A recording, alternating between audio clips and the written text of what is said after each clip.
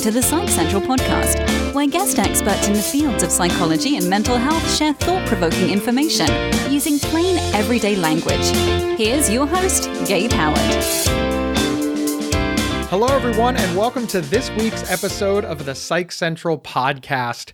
Calling into the show today, we have Shira Gura, who is a well-being coach on a mission to create an emotionally healthy world.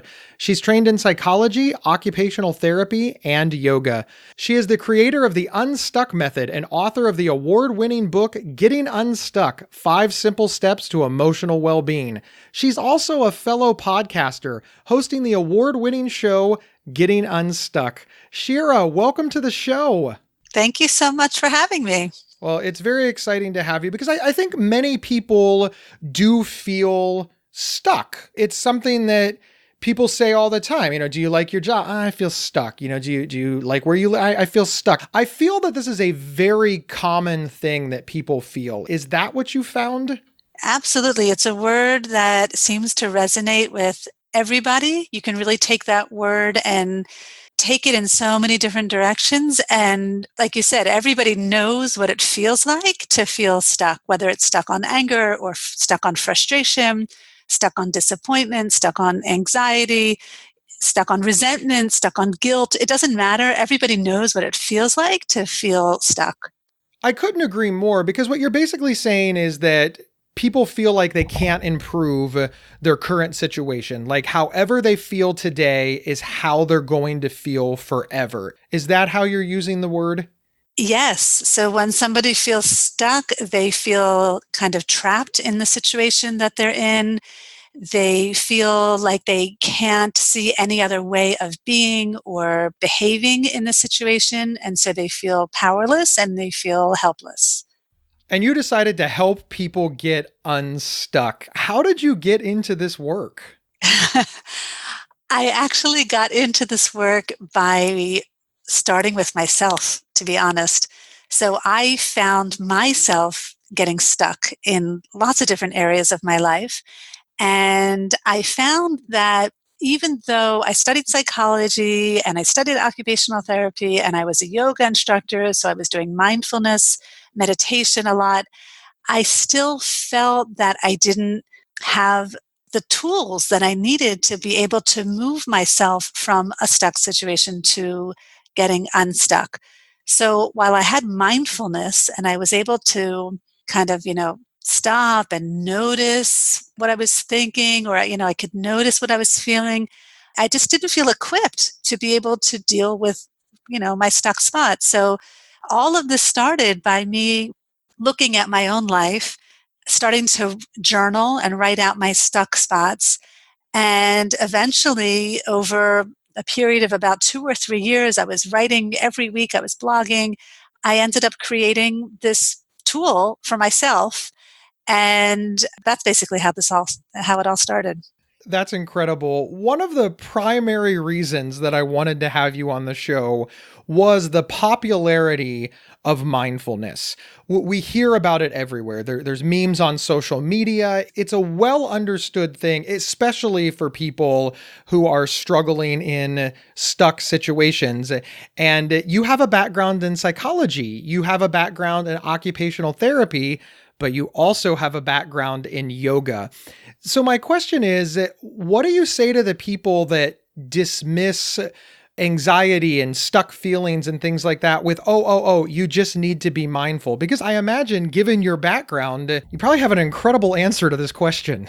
Yeah, I can just talk about it personally, that it just wasn't enough. The word mindfulness has become such a buzzword. It's used all the time, and it's used for different activities, from mindful walking to mindful eating to mindful gardening to mindful parenting. And it's used so much, it's almost become overused to the point that people don't even know what it means to be mindful anymore. And so for me in my life, again, while I was practicing to try to be mindful, I didn't feel like I had the action steps that I needed to be able to move myself out of a stuck spot. So yes, I was able to be aware, right? I was able to be mindful. I am angry right now, right? I can feel that I'm angry. I'm really upset with this person. I'm aware of that. I was being mindful, but it wasn't enough. It just wasn't enough to move me. And that's what I was looking for. I was looking for something that would create a sense of flow from stuck to something else entirely, where I could be calm and free and really feel in control of my emotions. And where you could ultimately be happy and productive, and if not happy, certainly content and certainly not stuck. Yes, and fulfilled, feeling satisfied. I mean, for me, I think that the greatest emotion that I feel is I just feel free. Because when I feel stuck, I often feel like I'm trapped, like there's no other way of being. Of course I'm going to be angry. If he said it like this, of course I'm insulted. Why, how, and when you get unstuck, you're like, you just feel free. You no longer are attached to that emotion anymore. So it's powerful. Let's talk about the unstuck method. How does it work? So there are 5 steps. It is an acronym using the word stuck. So STUCK. And it works by basically walking yourself through every single step. It's a step-by-step process. It's very simple. It's very easy to remember. And if you want, I can walk you through the method right now. Yeah, so let's start at the beginning. What does the S stand for? So I'll tell you what it stands for. But before I tell you, what I'd like to do, if it's possible, is to share some sort of stuck situation. Either you can share something that you're in, or I can share something that I'm in or I was recently in, so that we can apply the steps to the story so that the listeners will have a better understanding of how to use each step. Is that possible? I think that is an absolutely great idea. So, given that it is now 2020, here we are in a brand new year, a brand new decade, I'm kind of stuck on being 43 years old. I just thought that by the time I was this age in the roaring 20s, I would have achieved more. So, sincerely, there's that moment that you look at your life and you think, oh, I should be further ahead. So, that's probably my biggest stuck feeling at the moment. Mm-hmm. Okay, great. That's a great one to use. And I'm sure there's a lot of listeners that are feeling something similar to that. So let's go with that. So the first step of the stuck method is the S, and that stands for stop. And so the stuck method is basically created, and it's based on like the best of the best modalities in psychology. So it's based on mindfulness, it's based on CBT, cognitive behavioral therapy, and it's based on compassion based therapy. So the S is the mindfulness piece. So this is the moment where, okay, you notice that you're feeling stuck. You notice that you are maybe overthinking something, or you're going down a rabbit hole of just like thinking and thinking, or getting more and more emotional. And the first thing that we need to do is stop. Now, stopping doesn't mean stop thinking, because of course we can't stop ourselves from thinking. But what it does mean is it means redirecting your attention to something that's in the present moment. So, for example, it could be for a moment bringing yourself to your breath and staying with the breath. Even if it's just for one complete breath, that is an example of a stop. So, if I were coaching you and you were telling me this is your story about how you're feeling about your age and the year that you're in, and that you should be feeling that you should be, farther ahead, I would suggest to you, okay, let's just take a moment before we continue to go through the method. Let's take a stop. And And I would invite you to take a deep breath in and notice your breath and exhale. And then we would go on to the next step. And of course, sometimes it would be longer, in a coaching session, but we're not going to do a full coaching session here. I like the notion of just stopping, right? It's kind of simple, notice that you're here, notice the possibilities, but you have to stop in order to start something else. And taking that deep breath, that's a good way to do it. And as you said, it is based on mindfulness principles, which, while it has become a buzzword, I do think that people can relate to. So I've now stopped. So now I'm ready to move on to the T in the word stuck. Right. So the T represents the word tell. And this is the step where we access our emotions. So this is where we ask ourselves, what are we stuck on? Which emotion or which emotions are we feeling right now in this situation? And so I would ask you, what emotion are you feeling? I feel a sense of loss. I feel like Mhm. I've lost time, I've lost opportunity, and I also feel a sense that maybe I've just lost the chance to have a different life. Like now that I'm over 40, whatever life I have is the life that I will always have. Mm-hmm. Okay, we'll stay with that one emotion for now. There's a good chance that you're feeling a lot of different emotions, but we'll stick with this one for now, the feeling of loss. And so in this step, what I encourage people to do is notice their language and notice how they're talking about themselves. Often when we feel an emotion, let's say I'm feeling angry, I'll say I'm angry. But when I say it that way, I'm unconsciously identifying with that emotion, right? So I'm saying, I'm Shira, I'm angry, as if Shira and anger are one and the same. But of course, I'm not an angry person all the time. I just happen to feel angry right now. And so I encourage people to just notice their language. And instead of saying I'm angry or I'm whatever their emotion is, to say I'm stuck on the noun, right? So I'm stuck on anger or I'm stuck on disappointment. And when you make that slight little tiny shift in the language, what it does is it helps your brain recognize that you're stuck on something that's temporary. And just like you got stuck on it, you can also get unstuck from it. And so I would ask you to say that, to say it like right now that I'm stuck on, I'm stuck on loss. yeah, I'm stuck on loss. yeah, good. And we'll be right back after these messages. Want real, no boundaries talk about mental health issues from those who live it? Listen to the Not Crazy podcast, co-hosted by a lady with depression and a guy with bipolar. Visit psychcentral.com/notcrazy or subscribe to Not Crazy on your favorite podcast player. This episode is sponsored by BetterHelp.com. Secure, convenient, and affordable online counseling. All counselors are licensed, accredited professionals. Anything you share is confidential. Schedule secure video or phone sessions, plus chat and text with your therapist whenever you feel it's needed. A month of online therapy often costs less than a single traditional face-to-face session. Go to BetterHelp.com/PsychCentral and experience 7 days of free therapy to see if online counseling is right for you. BetterHelp.com/PsychCentral. We're back discussing the unSTUCK method with creator Shira Gura.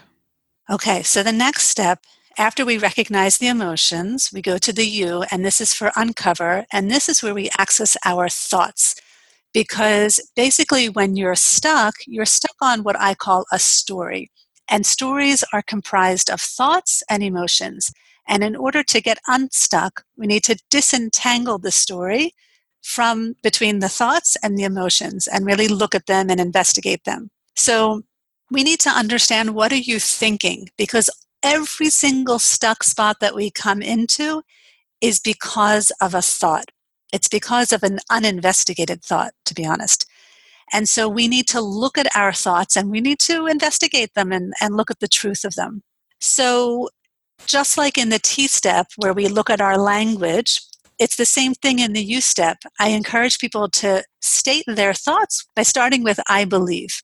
And the reason I ask people to start it out with I believe is because it also helps you to just notice that you might be saying something that might be a belief. It might not be a hard and fact truth. So I would ask you, why are you feeling loss? Why are you feeling the sense of loss? Now, you already told me, you already answered a couple, and I'll reflect back if that's okay with you. Yes, please, please. Thank you. Okay, so one of them is that you believe that you should be further ahead than you are right now, That is true. right? Okay. And I think another thing you said was that you believe that you'll always be in life like where you are now because you're past 40. So this is where you're always going to be. Is that right? Yes, that is a belief that I hold very, very dearly, actually. Okay. Okay, great. So what we do in this step, if we had an hour together, we would really uncover all of the thoughts that are there, but we'll work with these two. what we do is we need to really investigate those thoughts and ask ourselves if what we're thinking is 100% true. Because most of the thoughts that come into our minds, they're not 100% true, but we believe they are, and then we act as if they are. And then that's kind of what our reality is. Our reality is basically whatever we think. So I'll ask you, you said, I believe I should be further ahead than where I am now. And I would ask you, is that 100% true? I would think that it was not 100% true because there's really no metric to where you should be at any given age, especially for adults. I mean, you could argue for children that 5-year-olds go to kindergarten, I guess, but yeah, I would say that it's largely untrue. It's based on an idea that I have in my own head. Right, right. And so often I'll say to people when I'm asking these questions and they're like, well, I don't know if it's true or not, I would ask them, can I prove it in a court of law? Oh yeah, no, I could never prove this Right? in a court of law. Right? I like that. Okay, so it's a belief that you have about you, right? Maybe I might be looking at your life and might say, "Oh my gosh, like look how far he's come and he's only 43." Right? Like, yes. so, right? This is a thought that's in your mind. And so, because it can't be proven in a court of law, because not every single person in the whole world is going to believe the same thing, then it's not true. It's not 100% true. It's a belief that you have in your mind and you are used to thinking it. I would agree with that. But it's not 100% true. And we'll just look at the second one, which is, I believe that basically this is where I am. I'm in my 40s and life is always going to be like this. Is that 100% true? Oh yeah, I mean, now it's such nonsense, right? The idea that you could keep life the same if you wanted to is just, what is it? No, the only thing that's guaranteed in the world is change. I couldn't stay this way if I tried. So no, it's not true at all. Not true at all. Right, right, great.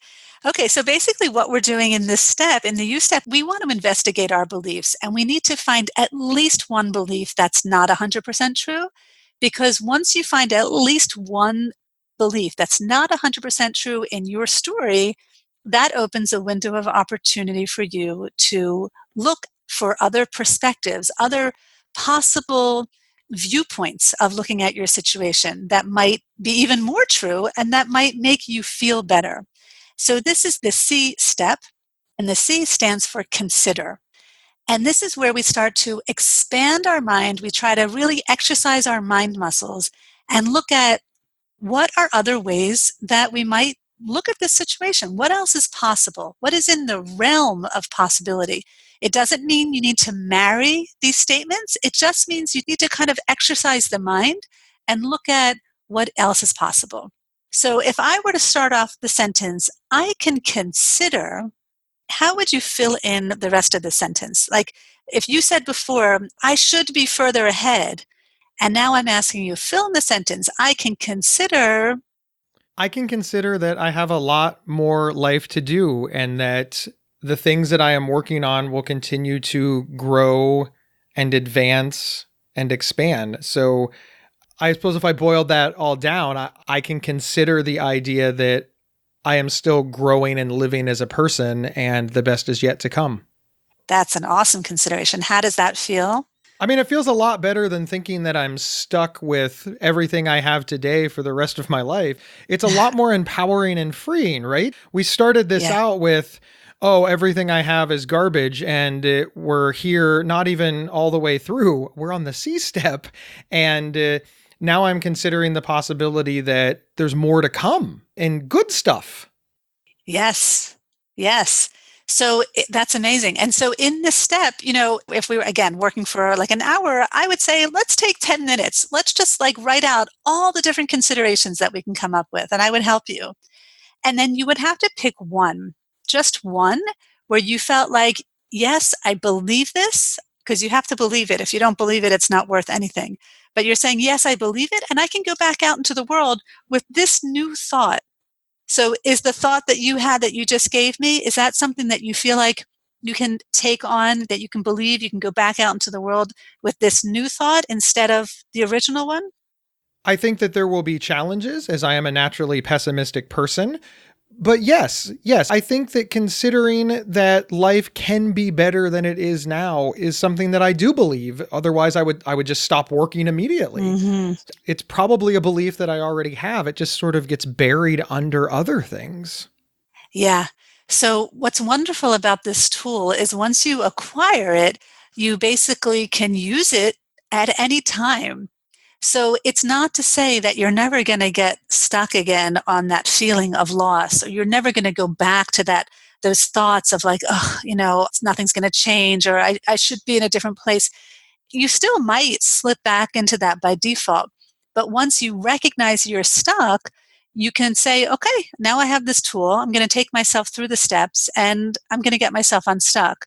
So that's really the power of having a tool like this. Like you said, it's empowering and it just changes almost instantly. It can change the way you feel. And now we're at K, the last letter of stuck. Yes. So K stands for kindness. And the truth of the matter is, you really get unstuck in the C step. And the truth of the matter is, you could just walk away with the C step. Once you consider something, you can just say, I considered that, I got it, I'm unstuck. But I purposefully included this last step in this tool because oftentimes when we get stuck, like if you can imagine what your face looked like when I was asking you, like, what are you stuck on? Oftentimes, it doesn't look so good, when we get stuck. It's kind of a negative situation. And so sometimes we can be really hard on ourselves for getting stuck in the first place or getting stuck again. And we can get stuck on guilt or embarrassment or, self-resentment or shame, for having had gotten stuck. And so the last step is K represents kindness. And this is the compassion part of the practice. What I actually do is I take my hands and I put them on my heart and I go back to the T step and I remember what I got stuck on, which emotion. And I say to myself, Shira, you got stuck on anger and it's okay. You are human and this is a natural human tendency to get stuck and it's okay. And everyone gets stuck. And it's this opportunity for you to really hold yourself in self-compassion because there might not be other opportunities for you to receive that compassion from other people. And so it's built into this tool for you to do that for yourself. I really like the K. We need to be kind to ourselves. We wouldn't accept other people being mean to us without having bad feelings about it. I mean, even if we don't stop them from doing it, we still feel badly that it occurred. And then we beat ourselves up and we just sort of let it go. I think that the world needs more people being kind to themselves, and then hopefully that will lead them to be kind to others, and it will lead them to being completely unstuck. Yep, that sounds wonderful to me. I like it. So just to recap real quick, we've got STUCK, and that stands for? Stop, tell, uncover, consider, and kindness. Thank you so much. Where can folks find you and where can they find your book? They can find me on my website, which is shiragura.com. And my book is there on my website. It's also on Amazon. And they can also find me on Facebook. I have a Facebook group called the Getting Unstuck Tribe. So they can find me over there and join me daily. And they can also check out my podcast called Getting Unstuck. And Getting Unstuck, is it available on iTunes, Google Play, and all the important podcast players? It's available everywhere. It's available everywhere. Wonderful. Again, thank you so much for being on the show. I've learned a lot about me, and I'm positive that the listeners are going to get a lot out of it as well. Thank you so much for having me. It was an enjoyable conversation. You're very, very welcome. And listen up, everybody. Here's what I need you to do. Wherever you downloaded this podcast, please give us as many stars as you feel comfortable with, but take the extra step and write a review. Use your words and tell people why they should listen in. Share us on social media. We also have a Facebook group over at psychcentral.com/FB show. Please join and suggest anything that you want, or just talk back to me, Gabe. I'd love to hear from you there. And remember, you can get 1 week of free, convenient, affordable, private online counseling anytime, anywhere, simply by visiting betterhelp.com/psychcentral. We will see everybody next week. You've been listening to the Psych Central podcast. Want your audience to be wowed at your next event?